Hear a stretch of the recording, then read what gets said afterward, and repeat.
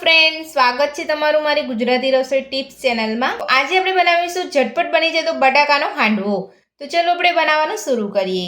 તો આ બટાકાનો હાંડવો બનાવવા માટે મેં અહીંયા 2 મીડિયમ સાઇઝના બટાકાની ઉપરની છાલ કાઢી લીધી છે અને આપણે અહીંયા પાણીની અંદર રાખી લીધા છે। તો હવે આપણે બટાકાને પાણીની અંદર જ છીણી લઈશું। તો બટાકાને છીણવા માટે મેં અહીંયા મોટા કાણાવાળી છીણી લીધી છે। તો આ રીતે આપણે અહીંયા છીણી લઈશું। તો આ રીતે તમારે બટાકાને છીણીને ડાયરેક્ટ જ તમારે પાણીની અંદર છીણ પાડવાનું છે। આ રીતે છીણ પાણીની અંદર પાડવાથી આપણું છીણ કાળું નહીં પડે। એ જ રીતે આપણે બીજો બટાકો પણ છીણી લઈશું। તો બંને બટાકાને આપણે પાણીની અંદર છીણી લીધા છે। તો હવે આપણે બટાકાના છીણમાં રહેલું પાણી આપણે કાઢી લઈશું। તો આ રીતે તમારે બટાકાના છીણની અંદર રહેલું બધું જ પાણી વધારાનું કાઢી લેવાનું છે।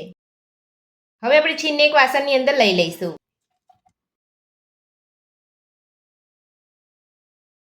તો બટાકાનું છીણ આપણે ધોઈને એક વાસણની અંદર લઈ લીધું છે। તો હવે આપણે તેની અંદર 1 વાટકી સોજી ઉમેરીશું,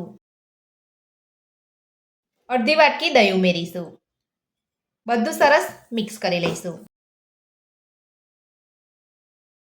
તો બધું જ આપણે અહીંયા મિક્સ કરી લીધું છે। તો હવે આપણે તેની અંદર થોડું પાણી ઉમેરીશું।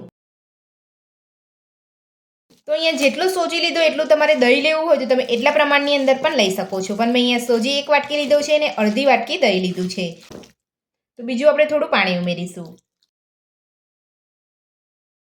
તો બધું જ આપણે અહીંયા પાણી ઉમેરીને સરસ મિક્સ કરી લીધું છે। આ રીતે આપણે બધું સરસ મિક્સ કરી અને આપણે 10 મિનિટ માટે રેસ્ટ આપીશું, એટલે આપણો સોજી એકદમ સરસ રીતે ફૂલી જશે। તો હવે આપણે ઢાંકીને તેને 10 મિનિટ માટે રહેવા દઈશું। તો 10 મિનિટ જેટલો સમય થઈ ગયો છે। તો હવે આપણે ચેક કરી લઈશું।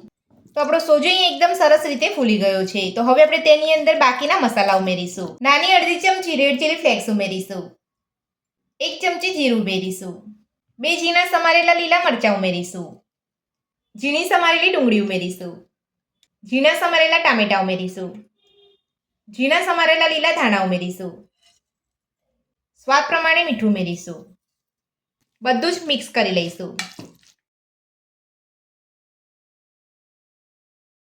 તો બધું જ આપણે અહીંયા સરસ મિક્સ કરી લીધું છે। તો હવે આપણે તેની અંદર 2 ચપટી જેટલો બેકિંગ સોડા ઉમેરીશું અને સાથે જ આપણે ઉપરથી 2 ચમચી જેટલું પાણી ઉમેરીશું। તો આ રીતે સોડાની ઉપર પાણી ઉમેરવાથી આપણો સોડા એકદમ સરસ રીતે મિક્સ થઈ જશે। તો સોડા ઉમેરીને આપણે બધું સરસ મિક્સ કરી લઈશું। તો વધારે પડતું તમારે અહીંયા પાણી નથી ઉમેરવાનું। તો જો તમે અહીંયા વધારે પાણી ઉમેરશો તો તમારો હાંડવો અહીંયા બરાબર નહીં બને। તો આ રીતનું ખીરું બનાવવાનું છે। વધારે પડતું તમારે ઢીલું પણ નથી રાખવાનું અને વધારે પડતું કડક પણ નથી રાખવાનું। તો બેકિંગ સોડા ઉમેરીને આપણે બધું સરસ મિક્સ કરી લીધું છે। તો હવે આપણે ખીરામાંથી હાંડવો બનાવીશું। તો હાંડવો બનાવવા માટે મેં અહીંયા ગેસ ઉપર એક પેન રાખ્યું છે। તો પેનની અંદર આપણે 1 ચમચી તેલ ઉમેરીશું, તેલને ગરમ થવા દઈશું। તેલ આપણું અહીંયા ગરમ થઈ ગયું છે। તો હવે આપણે તેની અંદર થોડી રાઈ ઉમેરીશું, સાથે થોડા તલ ઉમેરીશું, ઝીણા સમારેલા મીઠા લીમડાના પાન ઉમેરીશું। હવે આપણે વઘારની અંદર હાંડવાનું ખીરું લઈ લઈશું।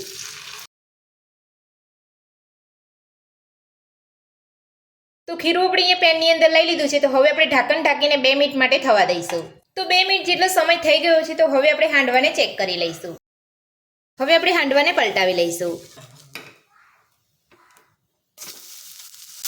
તો તમે જોઈ શકો છો આપણા હાંડવાનો કલર એકદમ સરસ આવ્યો છે। તો હવે આપણે બીજી બાજુ થોડું તેલ લગાવી લઈશું અને ઢાંકણ ઢાંકીને 2 થી 3 મિનિટ માટે કૂક થવા દઈશું। તો હાંડવાને બીજી બાજુ પલટાવી 2 થી 3 મિનિટ જેટલો સમય થઈ ગયો છે। તો હવે આપણે ચેક કરી લઈશું। તો તમે જોઈ શકો છો બીજી બાજુ પર હાંડવો આપણો સરસ કૂક થઈ ગયો છે। તો આ જ રીતે આપણે બધો હાંડવો બનાવી લઈશું। તો બટાકાનો હાંડવો બનીને આપણો તૈયાર છે અને આપણે પ્લેટની અંદર સર્વ પણ કરી લીધો છે અને તમે જોઈ શકો છો આપણો હાંડવો એકદમ સોફ્ટ બન્યો છે। તો એકદમ સોફ્ટ અને ટેસ્ટી આપણો બટાકાનો હાંડવો બનીને તૈયાર છે। આ બટાકાનો હાંડવો બનાવવાની રીત તમને મારી કેવી લાગી મને કોમેન્ટ બોક્સમાં કોમેન્ટ કરીને જરૂરથી જણાવજો અને મારી આ રીતે ઘરે એકવાર બનાવવાનું જરૂરથી ટ્રાય કરજો। આજની રેસીપી પસંદ આવી હોય તો વિડીયોને લાઇક કરજો, ચેનલને સબસ્ક્રાઇબ કરજો, તમારા મિત્રોને જરૂરથી શેર કરજો। Thank you.